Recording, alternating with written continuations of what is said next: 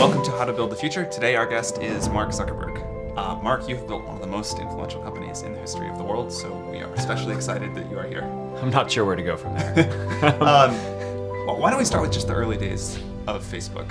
Tell us what it was like when you started it. Sure. So, for me, the thing that I was really fascinated by, and it always have been, is people, right, and how people work. When I was in college, I studied psychology and computer science.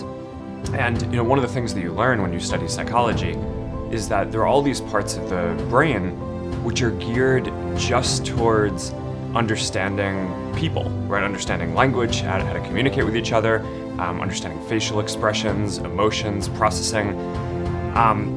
Yet when I looked out at the internet, right, in 2004, which is when I was getting started, you can find almost anything else that you wanted, right? You could find news, movies, music, reference materials. But the thing that mattered the most to people, which was other people and like understanding what's going on with them, just wasn't there, right? And I think what was going on was that all that other content was just out there, able to be indexed by search engines and other services. But in order to understand what's going on with people, you needed to build tools that made it so that they could express what was going on with themselves. I wanted to figure out what courses to take, so I built this little website, Course Match, that that just made it so that you could enter what courses you were taking, and you could click on them and see who else was in them, and it did all these correlations, so it told you people who took this course were likely to enjoy this course too.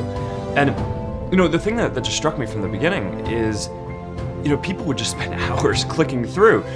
Here are the courses that people are taking, and wow, isn't it interesting that this person is interested in these things? And it was just text, right? There was nothing that was super interesting there, but that just struck me as people have this deep thirst to understand what's going on with those around them.